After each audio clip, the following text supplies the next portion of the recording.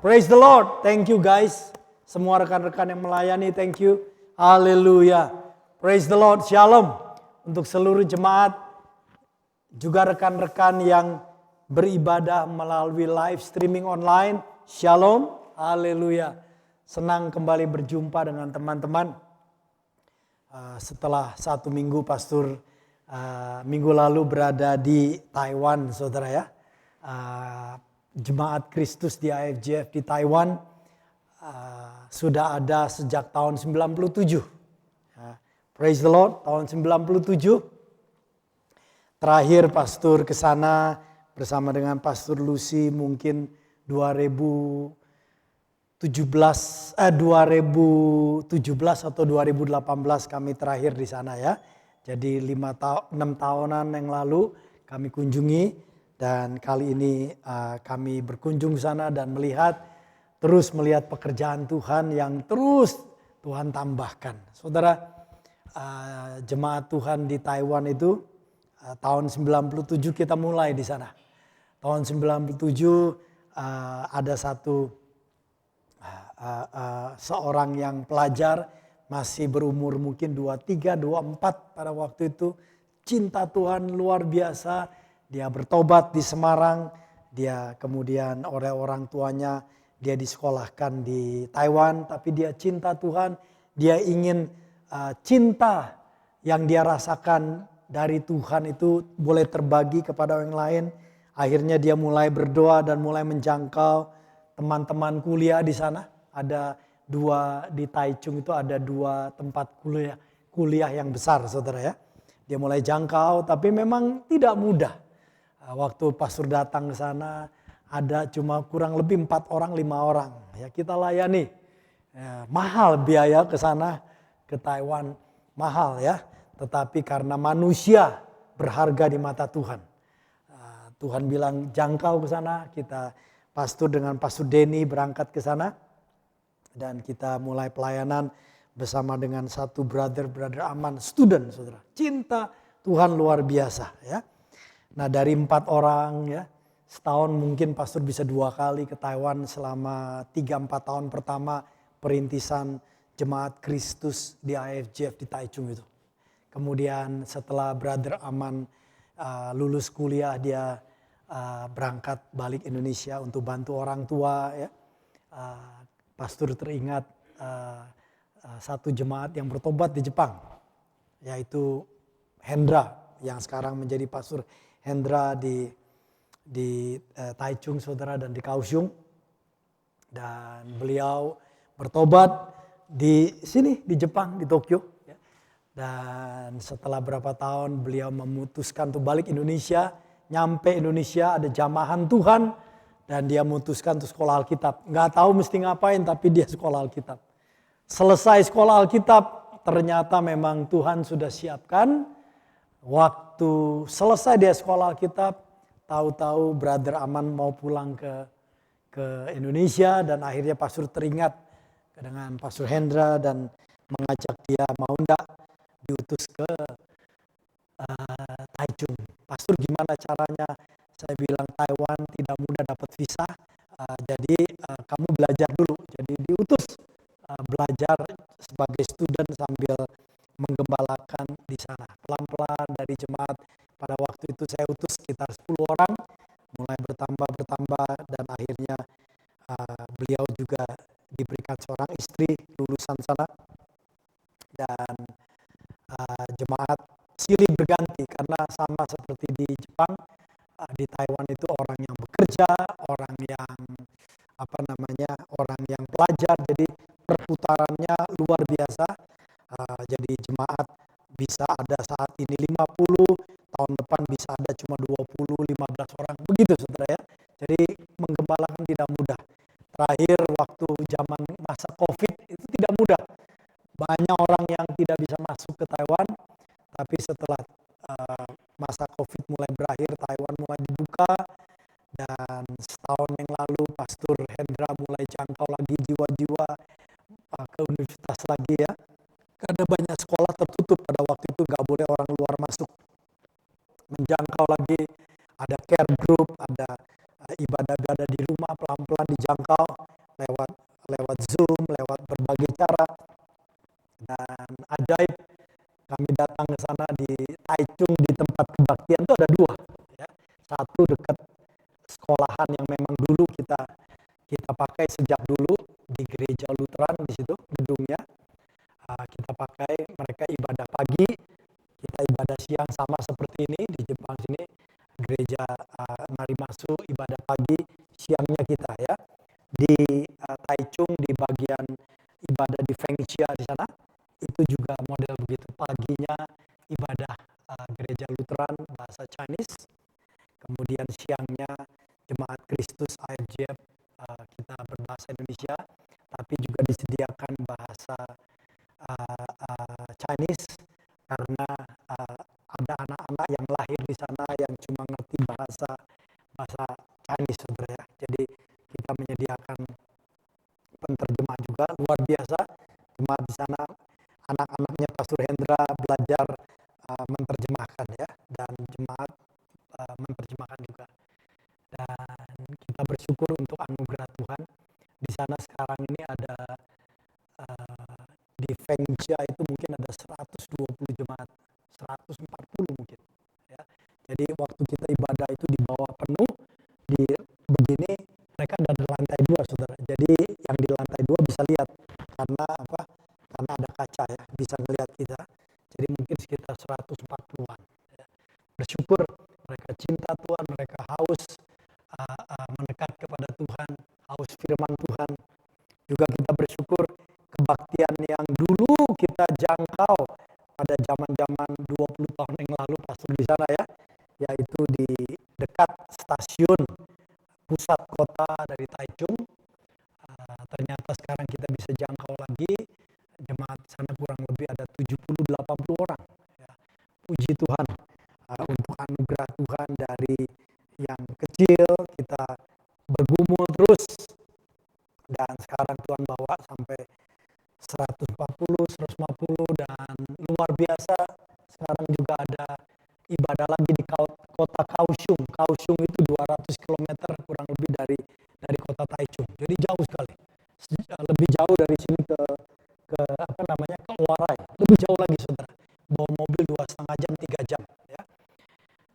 Di sana kita juga ada lagi dekat dengan stasiun, luar biasa. Begitu turun stasiun, depannya itu jalan kaki 5 menit langsung gedung ibadah orang Chinese ya, gereja Chinese, gereja Taiwan. Dan kita diizinkan memakai tempat ibadah itu. Saya tidak melayani di situ, tapi Pastor Lucy yang melayani di situ. Jadi hari Minggu Pastor melayani di Taichung di 2 tempat, pagi di stasiun, siangnya di dekat universitas yang dulu memang kita mulai. Pastor Lucy ditemani oleh Pastor Pauling ke kota Kaohsiung ya, dan melayani di sana. Saya kurang tahu berapa, tapi kemungkinan di situ mungkin 160-an ada, 160-an ya. Ya, besar sekali. Gedungnya pun kita dikasih ruangan besar. Gereja itu mempercayakan dan beriman bahwa jemaat Kristus berbahasa Indonesia ini akan besar. Ya. Jadi besar sekali sekarang ibadah di sana. Kita betul-betul bersyukur. Yang penting itu nomor satu bukan cuma jumlah, tapi orang-orang yang rindu mendekat kepada Tuhan, rindu mengenal Tuhan, orang-orang yang cinta kepada Tuhan, kepada rumah Tuhan. Itu penting sekali ya. Karena Tuhan bukan melihat jumlah, tapi melihat hati. Haleluya. Tuhan melihat hati. Kiranya di tempat sini, di Jemaat Kristus juga rekan-rekan yang beribadah melalui live streaming, kiranya Tuhan melihat hati Anda, hati kita yang betul-betul cinta, haus untuk mendekat kepada Tuhan. Ini penting sekali, saudara ya. Nah, jadi khususnya zaman-zaman sekarang ini, saudara. Dan tentu kita pada minggu pagi kan pastor memang waktu kita pelayanan biasa kita konsentrasi pelayanan ya. Jadi kita nggak lihat apa-apa, tapi ternyata pagi hari Pastor Lucy mungkin ada yang kirim sesuatu dari orang lain dan sebagainya. Tahu-tahu dia beritahu, bro, Israel diserang. Israel diserang, ya. Jadi rupanya Sabtu malam, sekitar tengah malam di sini hari Minggu, terjadi bahwa Israel diserang minggu lalu, minggu subuh, ya, waktu sini. Dan kita tahu selama kurang lebih 8 hari sejak minggu subuh sampai sekarang ini sudah kurang lebih 8 hari kita melihat dan mendengar, membaca juga keadaan yang sangat sedih, kesedihan dan penderitaan akibat perang, ya.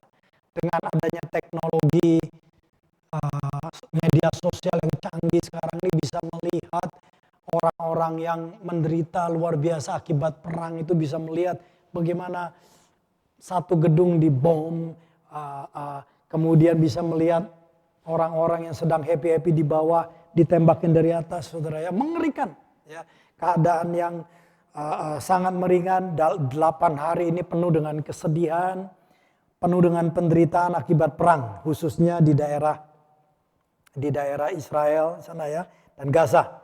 Tentu kesedihan dan penderitaan ini terjadi pada dua pihak, baik orang-orang Israel maupun pihak orang-orang Palestina, ya, saudara, ya. Dan diperkirakan 3.000 orang lebih pada saat ini sudah meninggal, ya. Mungkin lebih, ya. Kiranya belas kasihan dari tempat yang tinggi boleh menjamah orang-orang di dua pihak, ya. Penting sekali dengan keadaan ini kita menyadari bahwa yang mati itu manusia, saudara, ya. Memang ada orang-orang yang melakukan kejahatan, tetapi tidak semua dari orang Palestina itu dalam kelompok teroris Hamas. Tidak semua, ya. Jadi penderitaan kepada dua pihak sangat menyedihkan, ya. Nah, kita tahu setelah beberapa hari berlalu, Senin, Selasa, kita lihat juga berita-berita, ternyata ketika orang-orang kelompok teroris itu mulai digeser, mulai dikalahkan, tentara Israel masuk ke daerah yang dikuasai sebelumnya, para medis, volunteer mulai masuk ke sana, dan apa yang ditemukan sangat mengerikan, saudara, ya, bahwa mereka melihat kekejian daripada teroris. Ada bayi-bayi yang dipotong kepalanya, anak-anak kecil ditembak di kepalanya, dan bahkan ada yang ditembak di depan orang tuanya. Jadi ini real, yang kita tahu kejadian di sana itu sesuatu yang mengerikan, kekejian manusia yang luar biasa yang dikuasai oleh kebencian sehingga setan menguasainya, ya. Dan ini real, ya. Yang kejadian dipotong anak-anak kecil, anak-anak baby, saudara. My goodness, ya. Dan saya waktu lihat begitu saya teringat memang ada roh Firaun. Nanti, saudara, waktu zaman Israel di Firaun sana di Mesir, masih ingat Raja Firaun berkata bahwa setiap anak laki-laki keturunan orang Israel harus dibunuh. Bayangin, saudara, zaman itu berapa puluh ribu anak laki-laki orang Israel dibunuh di zaman itu, saudara. Roh Firaun masih ada, ya. Juga kita mengerti pada waktu Yesus dilahirkan, tidak lama kemudian Raja Herodes ngamuk, marah. Kemudian apa yang terjadi, bayi-bayi di bawah umur 2 tahun dibunuhin di sana. Ribuan mati. Roh Herodes masih ada, kekejaman yang ada terjadi, saudara. Real. Jadi sangat menyedihkan dan tapi di tengah-tengah ini kita harus jaga hati. Jaga hati supaya kita ini tidak terjebak. Sehingga kita membenci khususnya orang-orang Palestina. Hati-hati. Jangan sampai kita mendoakan Tuhan hancurkan orang Palestina. Tuhan bunuh mereka. Jangan berdoa seperti itu. Berdoa supaya pertobatan terjadi. Haleluya. Karena pada waktu Yesus disiksa, Tuhan kita raja yang luar biasa, raja yang agung, dia bisa kirim pasukan, dia bisa kirim malaikat untuk mengalahkan mereka. Tetapi Tuhan berkata, tidak, kehendak Tuhan yang harus, kehendak Bapa yang harus jadi. Dan Yesus berkata bahwa orang-orang itu tidak tahu apa yang mereka perbuat.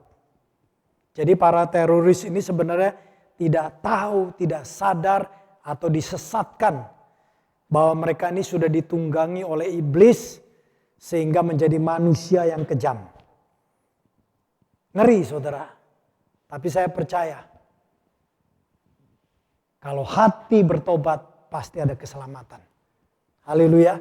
Doakan supaya mereka yang masih hidup itu bertobat supaya mereka menerima keselamatan. Ini penting.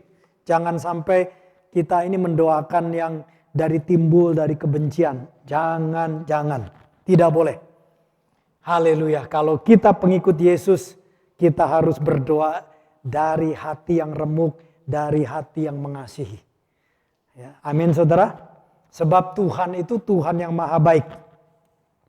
Tuhan kita itu Tuhan maha pengasih.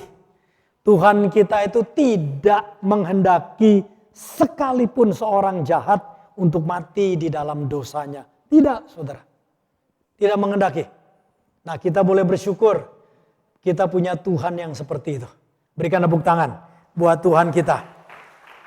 Yang tidak mengajarkan kebencian, tetapi mengajarkan mengampuni dan mengasihi. Dan mendoakan bahkan orang yang menganiaya. Itu Tuhan yang kita sembah dan kita agungkan. Berikan tepuk tangan buat dia.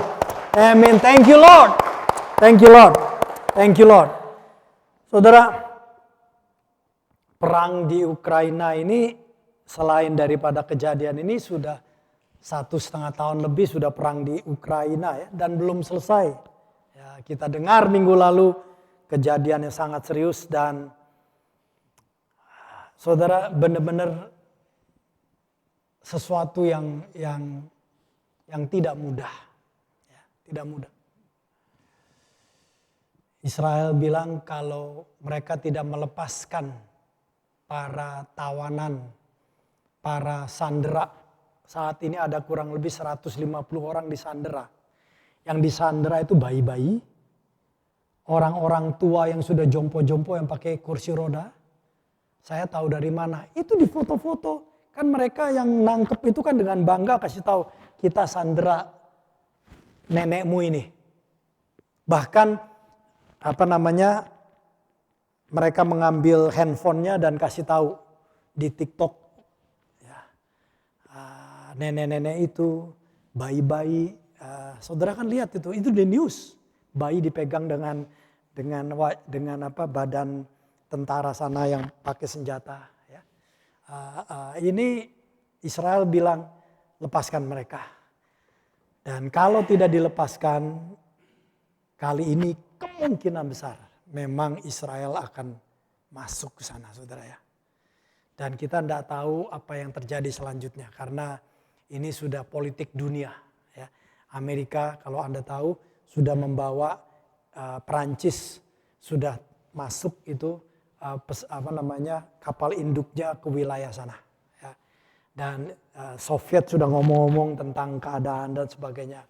Turki sudah ngomong juga dan ini kalau sampai masuk tidak mudah. Tapi di satu pihak kalau mereka tidak masuk,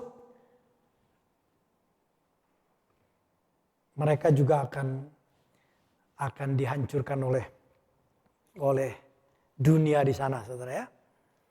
Tidak ada pilihan buat mereka. Ya. Sebab orang-orang itu kemungkinan tidak akan lepaskan sandera ya, karena itu yang mereka pengen, mau mereka sandera, mereka barter dengan hal-hal yang kepentingan mereka ya. Nah, tapi saudara di tengah-tengah keadaan dunia yang tidak mudah ini, kita mau lihat situasi dunia bukan kata dunia, bukan kata berita, bukan karena pendapat orang. Tapi kita mau apa pandangan Alkitab tentang perang-perang yang terjadi. Kita perlu baca. Pastor tidak mengungkap semua detail karena ini harus lihat peta dan sebagainya ya. Tapi kalau privately Anda mau tanya silakan ya. Tapi saya ingin fokus kepada pembahasan yang Tuhan Yesus sendiri ngomong di Matius pasal 24. Matius pasal 24, fokus di sini saudara ya.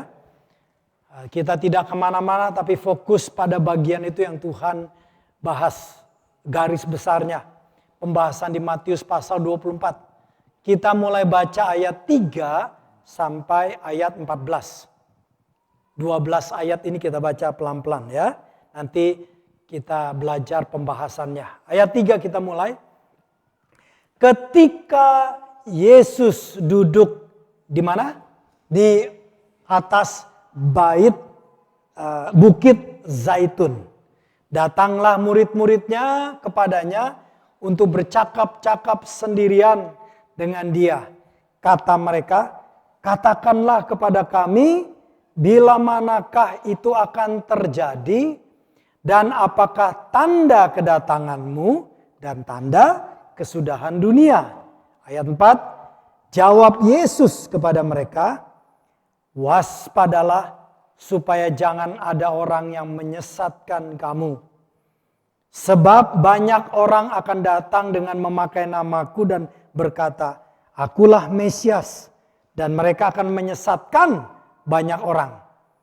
Kamu akan mendengar deru perang atau kabar-kabar tentang perang. Namun berawas-awaslah, jangan kamu gelisah. Sebab semuanya itu harus terjadi. Tetapi itu belum kesudahannya. Ayat 7, sebab bangsa akan bangkit melawan bangsa dan kerajaan melawan kerajaan. Akan ada kelaparan dan kebam bumi di berbagai tempat. Akan tetapi semuanya itu barulah permulaan penderitaan menjelang zaman baru. Ayat 9, pada waktu itu kamu akan diserahkan supaya disiksa dan kamu akan dibunuh dan akan dibenci semua bangsa oleh karena namaku. Ayat 10, dan banyak orang akan murtad dan mereka akan saling menyerahkan dan saling membenci. Banyak nabi palsu akan muncul dan menyesatkan banyak orang. Ayat 12, dan karena makin bertambahnya kedurhakaan, maka kasih kebanyakan orang akan menjadi dingin. Ayat 13, tetapi orang yang bertahan sampai pada kesudahannya akan selamat. Haleluya, haleluya, haleluya. Dan Tuhan berkata, 14, kita baca bersama-sama. Dan Injil kerajaan ini akan diberitakan di seluruh dunia, menjadi kesaksian bagi semua bangsa. Sesudah itu barulah tiba kesudahannya. Saudara, dunia ini akan berakhir. Tapi masih jauh, jangan khawatir. Ya. Yesus bilang, walaupun kedengaran ada perang dan sebagainya, belum berakhir. Ya. Nah, sini di dalam perikop ini adalah saat di mana Yesus sedang berada di Bukit Zaitun. Nah, di Bukit Zaitun ini kita tahu kalau kita bicara Bukit Zaitun itu bicara apa, saudara? Bicara apa? Bukit Zaitun. Bicara apa, saudara? Kenapa? Bukit Zaitun. Tapi bukan itu yang saya, memang nanti akan kedatangan. Tapi Bukit Zaitun kalau di Injil biasanya bicara apa, saudara? Yesus malam-malam di Bukit Zaitun ngapain dia? Berdoa. Jadi dia duduk di sana, dia berdoa di sana. Ya, selesai dia doa, dia duduk, kemudian murid-murid datang. Dan Alkitab mengatakan kemudian muridnya datang untuk bercakap-cakap sendirian dengan dia. Jadi kita belajar ini penting. Akan satu anugerah tentang personal prayer and devotion. Saat teduh, waktu saudara berdoa dan saat teduh secara pribadi sangat penting. Khususnya menyangkut hal-hal dunia ini, keadaan dunia. harus dalam bertanyanya di dalam sikap doa, sikap persekutuan dengan Tuhan. Ya. Mereka bertanya. Pertanyaannya sebenarnya ada satu kalimat, tetapi dua pertanyaan di dalam itu. Ya. Ada dua pertanyaan, yaitu pertanyaannya, kapan Tuhan datang? Bila mana kedatanganmu? Yang pertama, yang kedua, tanda kesudahan dunia. Tanda kesudahan zaman. Jadi di dalam satu statement, satu pernyataan, ada dua pertanyaan sebenarnya, yaitu Yesus, kapan kamu datang? Dan kapan ya dunia ini akan berakhir? Ya.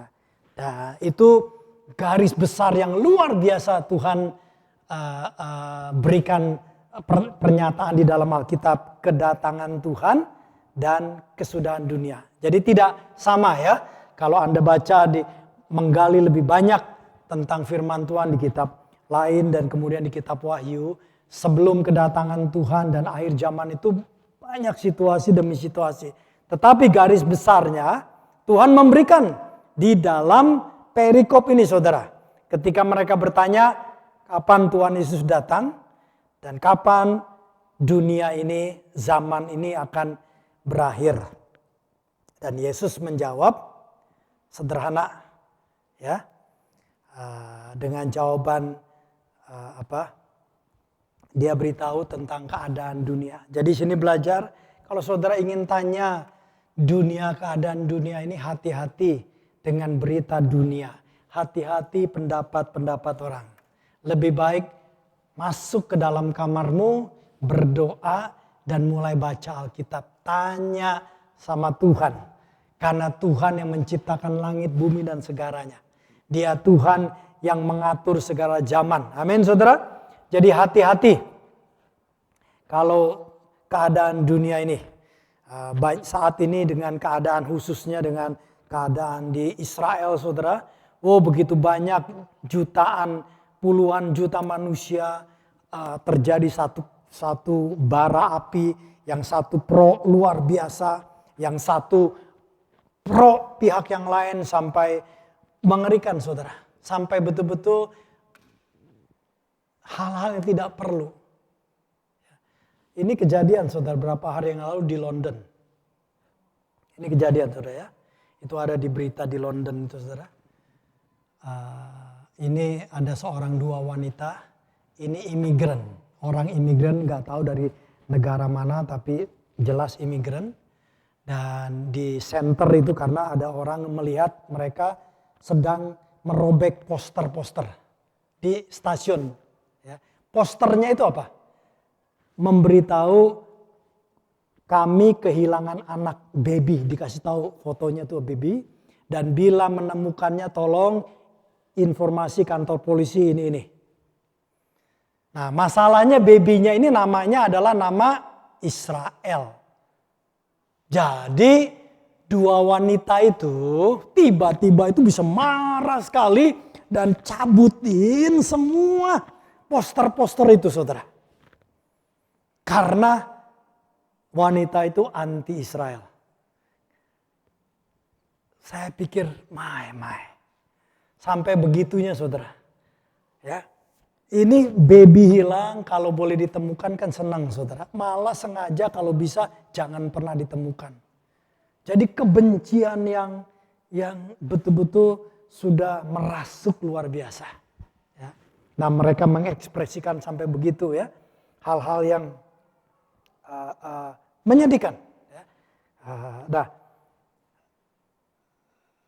dunia ini betul-betul sesuatu yang kita harus berpikir secara alkitabiah.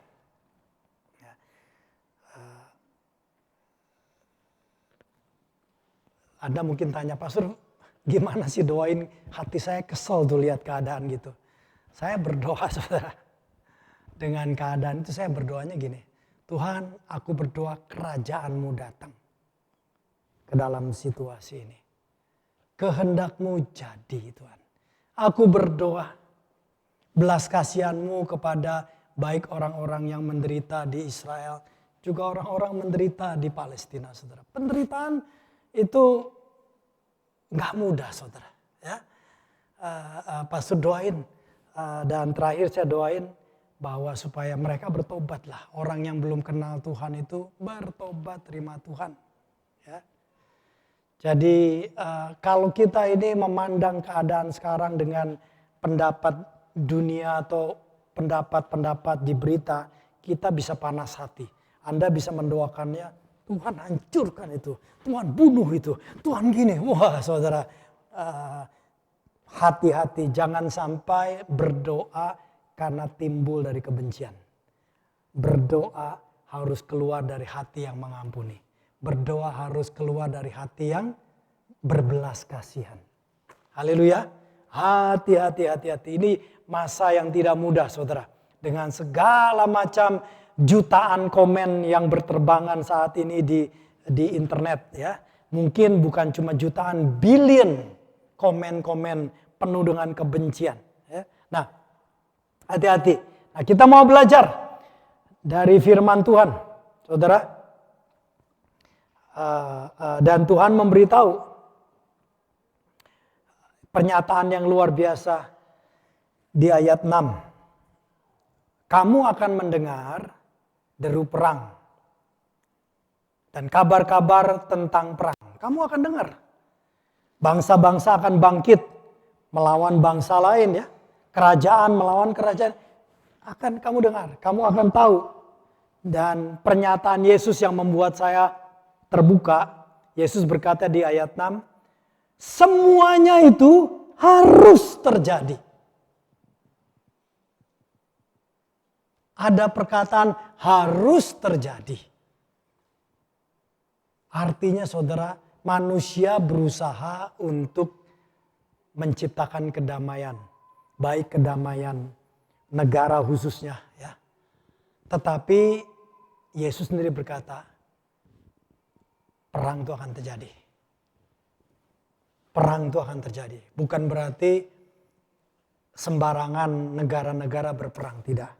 Tetapi Yesus sendiri berkata, perang itu terjadi.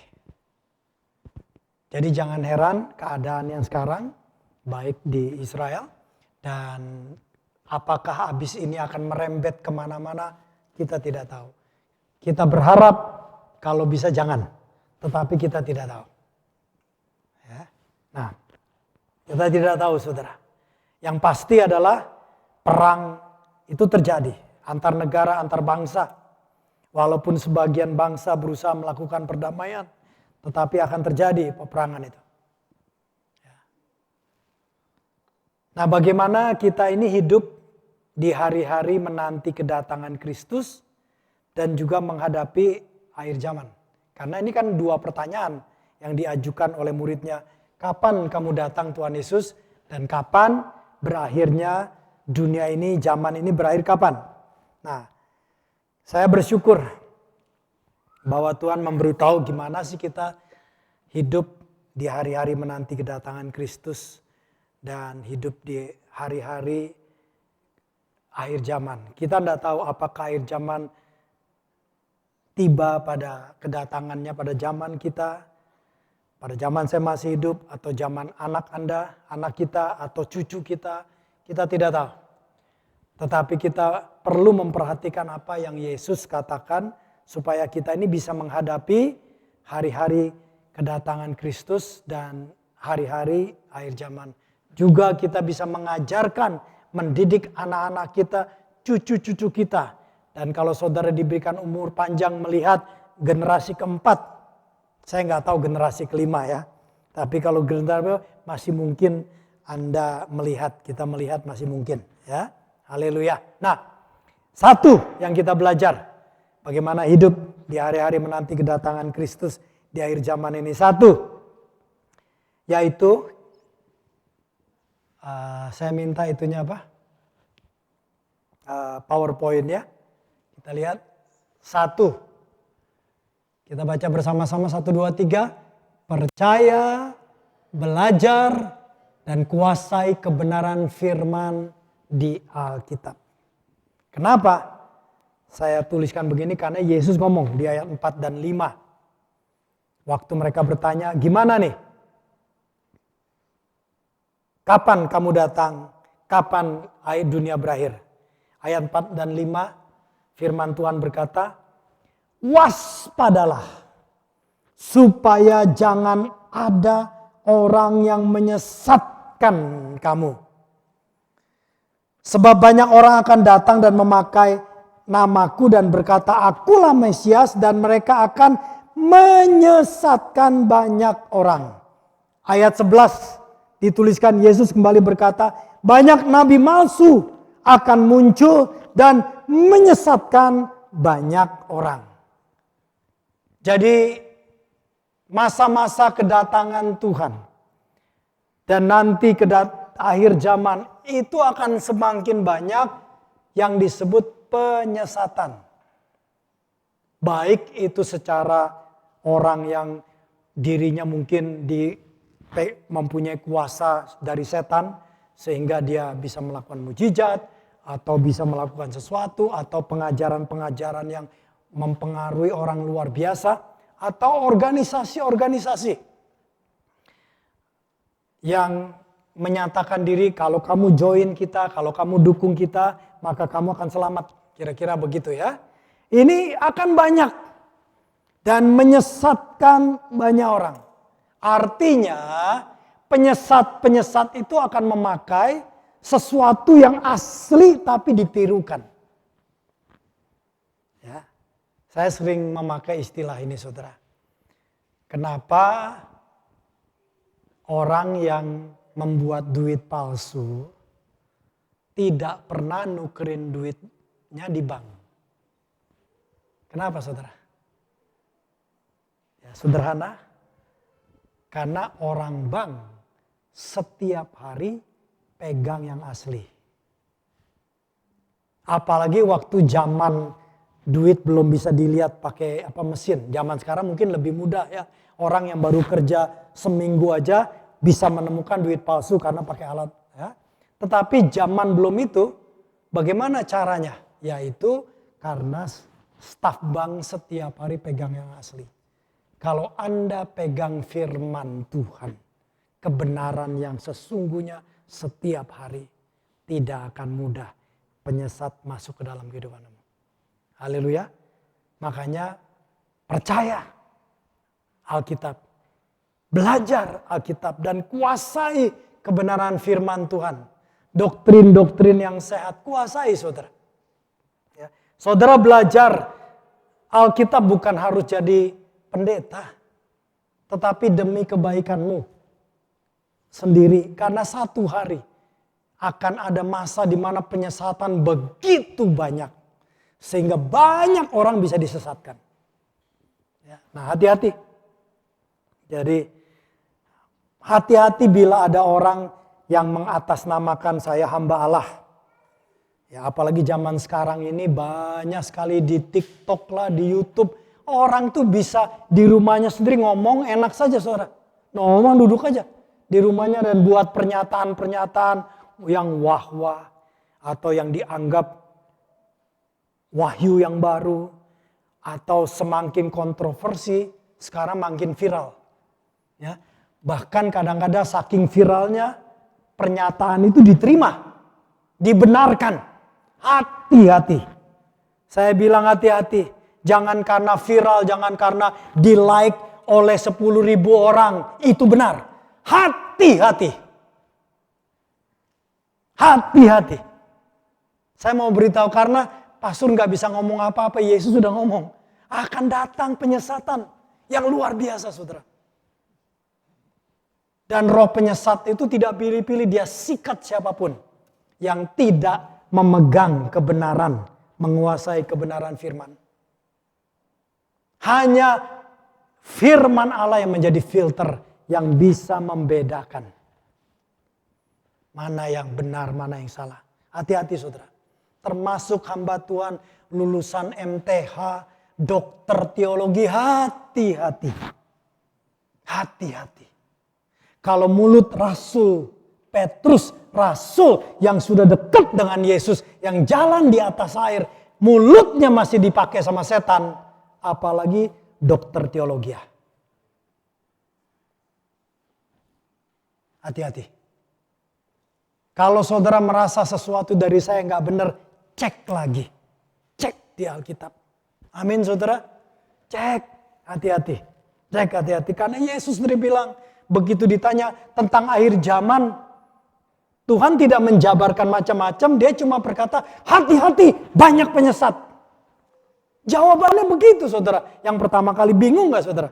Ya, jawabannya hati-hati. Karena itu percaya, menghadapi ini belajar dan kuasai betul-betul firman Allah di dalam Alkitab. Ya.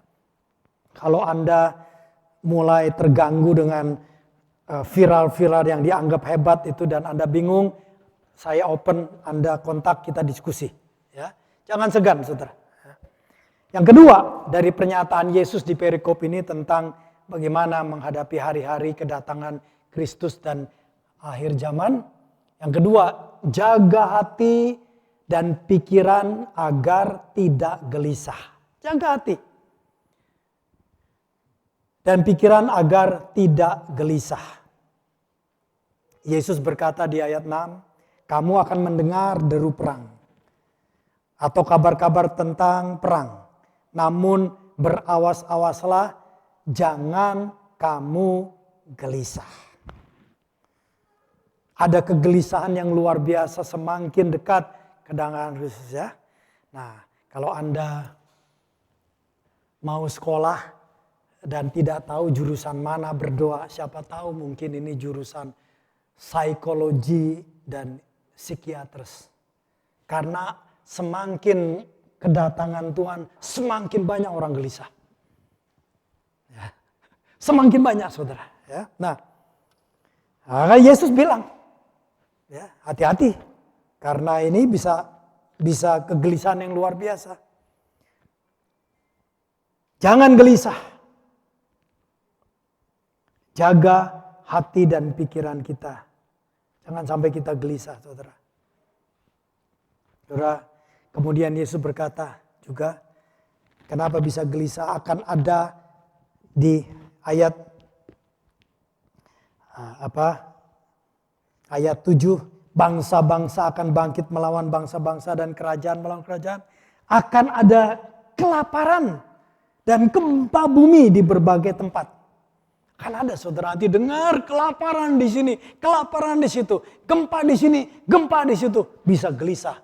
Apalagi kita yang tinggalnya di Tokyo, di Jepang. Ini kita tahu negara gempa.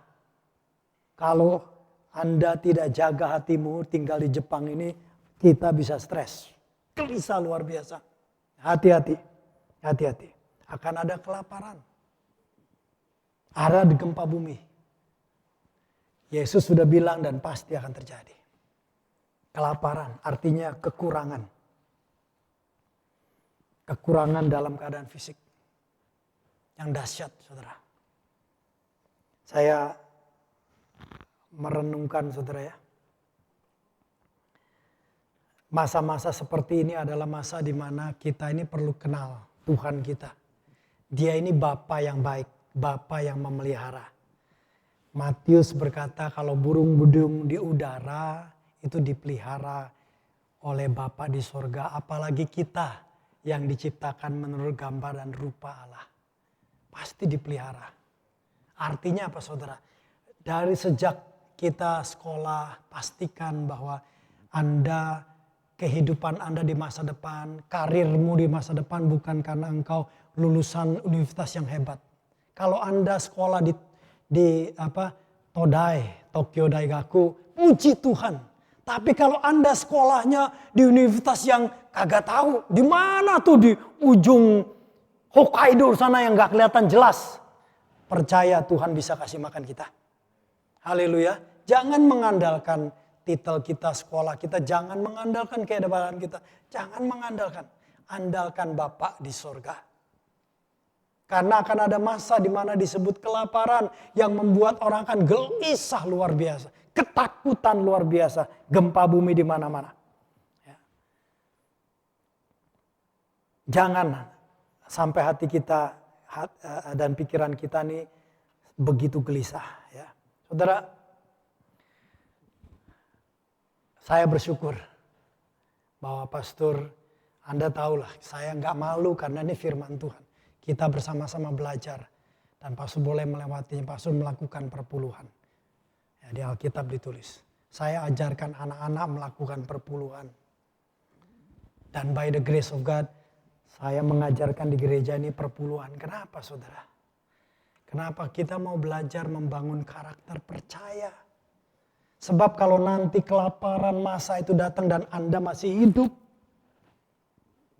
hanya satu-satunya yang bisa menolong kita yaitu karena saudara dan saya mengandalkan Tuhan. Yang bisa membuat tingkap-tingkap di udara terbuka dan memberkati kita. Akan ada masa. Yesus sudah bilang akan ada kelaparan di mana-mana. Belajar kita ini percaya sama Tuhan. Belajar bergantung sama Tuhan. Percaya kalau kita ini menjadi orang benar dan melakukan apa yang benar menurut firman Tuhan. Anak cucu kita tidak akan meminta-minta. Haleluya, akan terpelihara. Percaya. Yang ketiga, yang Tuhan ajarkan dari perikop ini. Jangan putus asa dan tetap memilih jalan mengampuni. Jangan putus asa, tetap memilih jalan mengampuni. Seandainya kita pun harus melewati penderitaan. Ayat 8 Yesus berkata, akan tetapi semuanya itu barulah permulaan penderitaan menjelang zaman baru. Akan ada penderitaan. Kemudian ayat 9, Yesus berkata, pada waktu itu kamu akan diserahkan supaya disiksa. Bahkan ada penyiksaan. Kenapa saudara? Dan kamu akan dibunuh dan dibenci oleh semua bangsa oleh karena namaku. Oleh karena Anda beriman pada Tuhan Yesus Kristus. Iman Tuhan Yesus Kristus memang mengubah kehidupan kita. Tetapi Anda harus tahu juga, iman di dalam Tuhan Yesus artinya juga kita tidak lepas dari penderitaan kalau kita masih hidup pada waktu itu. Yesus sendiri berkata, bahkan dibenci oleh semua bangsa oleh karena namaku. Jadi kalau Anda sekarang menjadi orang Kristen dan tidak disukai di kantormu, ini training. Jadi jangan sakit hati, jangan bilang, waduh Tuhan tempat ini memang tempat yang paling sulit buat saya. Masa teman-teman saya benci saya? Ini training. Karena nanti satu masa kalau kita diberikan umur panjang dan ternyata kedatangannya adalah pada zaman saudara masih hidup, kita masih hidup, semua bangsa akan membenci kita. Karena nama Kristus di dalam kehidupan kita. Haleluya. Jadi kalau di kantor atau di tempat kerja ada orang gak suka karena Anda orang Kristen, inilah kesempatan mendoakan. Haleluya, berdoa. Siapa tahu orang itu hatinya terjamah dan bertobat. Ketika melihat Anda dibenci, diacuhkan, dia aman dan Anda tetap aja tenang. Ya. Jangan sampai punya pikiran, wah di sini tempat yang paling sulit saya pindah aja. Pindah kerja itu boleh, tetapi bukan karena sekedar alasan itu saudara. Berdoa, mungkin Anda ditaruh di situ supaya orang-orang itu pada bertobat. Supaya hati mereka bisa melihat ternyata orang Kristen itu betul-betul dipenuhi kasih. Ya. Nah, jangan putus harapan dan tetap memilih jalan mengampuni. Yang keempat, Yesus mengajarkan dari perikop ini, teguhkan hati dan jauhkan kepahitan dari hati. Ayat 10, Yesus berkata akan ada banyak orang yang murtad dan mereka akan saling menyerahkan dan saling membenci. Oh saudara, ayat 13, tetapi orang yang bertahan sampai kesudahannya akan selamat. Bertahan, teguhkan hatimu, jauhkan diri dari kepahitan hati. Walaupun banyak orang yang membenci. Ya. Jadi kalau sekarang ini mungkin sebagai orang percaya, selama Anda tidak berbuat yang aneh-aneh ya. Ya, Anda mungkin gak disukai, mungkin ada komentar-komentar di post Anda pasangnya sesuatu yang simple, yang sebenarnya mendorong orang, tapi ada aja kan orang yang gak suka. It's okay, saudara ya. Jangan kecewa. Jangan tersinggung. Jaga hati, jangan pahit hati. Teguhkan hatimu. Akan ada masa yang sangat sulit. Ya. Yang kelima, Tuhan mengajarkan, saya tuliskan bahasa Inggrisnya, stir up godly love and be warm hearted. Kenapa Yesus berkata di ayat 12? Dan karena makin bertambahnya kedurhakaan, maka kasih kebanyakan orang akan menjadi dingin. Dan ternyata kata kasih di situ adalah agape. Jadi Tuhan kasih tahu, ayat ini bicara banyak orang Kristen. Karena hanya kita yang punya kasih agape itu, saudara. Kasih agape itu hanya diberikan oleh Roh Kudus di dalam hati orang yang percaya pada Tuhan Yesus. Itu ada ayatnya di Roma. Bahwa Roh Kuduslah yang memberikan the love of God, agape Allah, ke dalam hati orang yang beriman pada Yesus. Ayat ini bicara kepada orang Kristen. Hati-hati. Tuhan katakan maka agape di dalam hati orang-orang Kristen akan banyak orang yang akan menjadi dingin. Dingin, saudara. Karena itu belajar. Waktu kita sekarang, waktu saudara sehat, semuanya baik, perjalanan baik, keluarga baik, anak-anak baik, kesehatan baik. Stir up godly love, be warm heart. Gairah. Dalam Tuhan, gairah saudara. Ya. Apalagi masuk ke rumah Tuhan belajar. Ya mungkin satu hari kita sudah 1 minggu sudah capek kerja dan sebagainya. Ke rumah Tuhan datang. Begitu ngelihat orang bergairah. Halo. Shalom. Gitu loh saudara. Godly love, stir up. Hangatkan. Karena makin lama kalau ndak hati-hati, kasih itu bisa dingin. Amin saudara. Coba lihat kiri kanan senyum. Ya, nanti kalau ke gereja, ya, Anda lihat anak-anak ya. Pastor kalau lihat anak-anak, saudara saya senang. Ya, karena pertama Tuhan cinta anak-anak. Haleluya. Alkitab bilang Yesus sayang sama anak-anak. Jadi kalau ngelihat anak-anak kita ini sayang. Siapapun lah. Ya. Jadi yang sehat, yang tidak sehat, kita ini harus punya kasih sayang kepada anak-anak kecil. Jadi kalau ketemu anak-anak jangan cuma diacuin. Kadang-kadang orang dewasa kan segini. Anak-anak kan segini. Jadi kita cuma ngobrolnya sama orang dewasa. Turunkan diri kita, say hi sama anak-anak kecil gitu loh. Anak-anak kecil itu di-toast, diinin. Berikan satu kehangatan di rumah Tuhan kepada calon generasi pemimpin di masa depan. Haleluya. Ini anak-anak di gereja ini sebagai adik-adik kita kalau Anda masih remaja atau dalam tanda kutip anak-anak kita bersama. Tunjukkan kegairahan di rumah Tuhan ini. Ada satu kehangatan. Jangan datang ke gereja didiemin. Itu ya. Didiemin. Say hi. Haleluya. Say hi.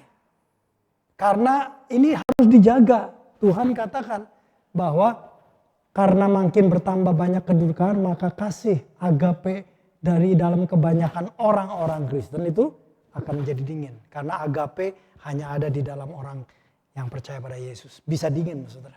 Hati-hati. Warm, be warm satu sama lain. Ya. Be warm, haleluya. Stir up godly love and be warm hearted. Yang keenam, terakhir ini, jadikan hidup kita sebagai saksi Kristus dan tetap berdoa agar Injil Yesus Kristus diberitakan. Ayat 14, Yesus berkata, dan Injil kerajaan ini akan diberitakan di seluruh dunia menjadi kesaksian bagi semua bangsa. Sesudah itu barulah tiba kesudahannya. Jadi by the grace of God, kiranya hidup kita ini jadi saksi Kristus dimanapun kita berada. Saksi Kristus bukan Anda lulusan penginjilan. Kita semua dipanggil menjadi saksi Kristus. Dan kalau boleh tetap berdoa, Injil diberitakan. Makanya apapun terjadi di Israel, kesulitan apapun di Israel terhadap Israel dari bangsa-bangsa di sekitarnya yang membenci, jangan mendoakan bangsa-bangsa itu binasa. Doakan supaya di tengah-tengah bangsa itu Injil tetap diberitakan. Supaya ada pertobatan. Haleluya. Amin. Kita akan bangkit bersama-sama. Kita akan tutup ini. Saya minta diinin. Ya. Kita akan baca bersama-sama 1, 2, 3. Hidup di hari-hari kedatangan Kristus dan akhir zaman. 1. Percaya.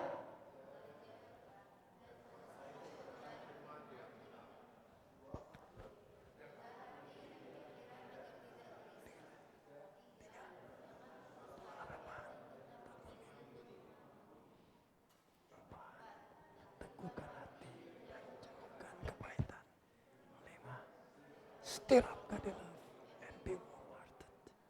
6. Hidup kita menjadi saksi Kristus dan tetap berdoa. Injil Yesus diberitakan. Amin saudara. Haleluya. Ini yang Tuhan mau pesankan. Di tengah-tengah apapun zaman yang berubah, yang kita tidak ngerti situasi dunia politik dengan pendapat dunia ini. Perhatikan apa yang Yesus katakan. Perhatikan apa yang Yesus ajarkan. Dan lakukan apa yang Dia berikan petunjuk-petunjuknya. Supaya saudara dan saya boleh mengalami kemenangan di masa-masa yang tidak mudah. Haleluya. Haleluya. Mari kita berdoa. Tuhan, terima kasih. Kami bersyukur bahwa Engkau memberikan kami iman untuk percaya kepada Allah yang benar. Tuhan yang sesungguhnya yaitu Yesus Kristus. Di tengah dunia yang kami tidak tahu selanjutnya bagaimana. Dengan disertai keadaan yang baru lagi dalam 8 hari yang lalu di Israel dengan Palestina. Tuhan, kiranya belas kasihan-Mu juga ada pada situasi di Israel, juga orang-orang Palestina. Juga kami berdoa belas kasihan-Mu juga menjamah orang-orang di Ukraina yang sampai 1,5 tahun ini belum selesai Tuhan. Juga menjamah orang-orang di Rusia Tuhan. Kami berdoa Tuhan bahwa kehendak-Mu yang jadi. Kami berdoa Tuhan bahwa Injil-Mu terus diberitakan di tengah-tengah situasi yang tidak mudah. Kami berdoa di tengah-tengah peperangan yang dahsyat. Gereja-Mu Tuhan tetap Tuhan menjadi terang dan garam di tengah-tengah keadaan yang tidak mudah di sana. Tuhan tolong Tuhan. Dan bagi kami yang berada di negara yang aman Tuhan, kiranya kami juga tidak lengah. Karena kami tidak tahu, firman-Mu berkata, perang-perang itu semuanya harus terjadi. Kami tidak tahu apakah betul-betul satu hari nanti Korea Utara menyerang Jepang. Kami tidak tahu Tuhan. Tapi kuatkan hati kami supaya kami boleh tahu, boleh hidup sesuai dengan prinsip-Mu yang kami belajar hari ini Tuhan. Kami tidak tahu Tuhan, apakah Cina akan menyerang Taiwan. Kami tidak ngerti. Tapi sudah ditertulis perang itu akan terjadi. Apakah di sana kami tidak ngerti. Tapi tolong kami untuk senantiasa memegang kebenaran, menguasai kebenaran. Sehingga kami tidak tersesat. Menjaga hati kami untuk tidak gelisah. Meneguhkan hati kami untuk tetap penuh pengharapan. Di di tengah-tengah keadaan yang menggoncangkan. Kalaupun terjadi kelaparan, gempa bumi sekalipun, Tuhan tolong kami. Hati kami boleh tenang di dalam Engkau. Percaya bahwa Engkau Allah yang memelihara. Tidak ada satupun yang jatuh dalam hidup kami tanpa Engkau lihat. Kalaupun rambut kami harus jatuh, Engkau lihat Tuhan. Apalagi kalau nyawa kami harus pergi, Engkau tahu Tuhan. Kami tidak perlu khawatir. Thank you Lord. Thank you Lord. Tuhan tolong kami Tuhan. Juga kami boleh hidup senantiasa mengampuni. Kalau ada hal-hal di masa sekarang ini orang-orang mungkin tidak suka atau salah paham atau membenci kami sekalipun. Kiranya kami memilih untuk mengampuni dan menolak kepahitan. Karena akan ada masa yang lebih sulit lagi kalau itu terjadi Tuhan. Tuhan tolong kami juga Tuhan. Supaya kami boleh menjaga hati yang bergairah. Warm heart. Karena Engkau memberikan peringatan. Di hati orang banyak agape kasih Allah itu bisa menjadi dingin. Hati orang bisa menjadi dingin. Kami mau Tuhan bergairah di dalam pengenalan kami akan Tuhan. Bergairah akan Engkau Tuhan. Akan ibadah, akan rumah Tuhan. Bergairah Tuhan. Melihat jiwa-jiwa saudara seiman kami kiri kanan yang bertumbuh dan mencintai Tuhan. Bergairah melihat anak-anak kami Tuhan yang kecil-kecil boleh bertumbuh di dalam takut akan Tuhan dan hormat kepada orang tua. Bergairah Tuhan kami melihat Tuhan. Bergairah Tuhan kalau orang-orang banyak yang bertobat. Bergairah Tuhan. Bahkan kalau orang yang tadinya membenci kami, melukai kami sekalipun, kalau bertobat kami boleh bergairah melihat kasih karunia Tuhan. Tuhan, thank you Lord. Kami mau bergairah. Kiranya keluarga kami boleh merasakan kegairahan kasih Allah. Suami istri bergairah di dalam kasih Allah. Terhadap Allah, terhadap satu sama lain, terhadap keluarga. Haleluya, haleluya. Kami mau bergairah Tuhan.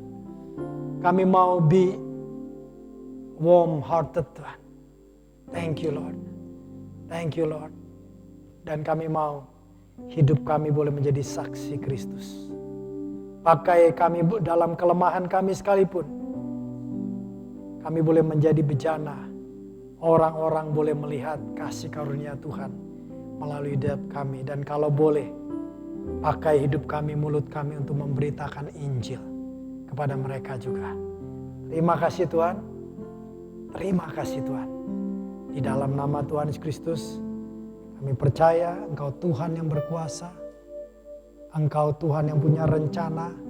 Dan segala rencanamu, termasuk bahkan di dalam situasi yang tidak mudah, adalah baik adanya. Dalam nama Yesus Kristus. Amin. Amin, amin, amin. Amin. God bless you. God bless you. Silakan saudara bisa duduk. Sorry. Maksud doanya ngadep sana bukan karena apa-apa. Karena saya merem.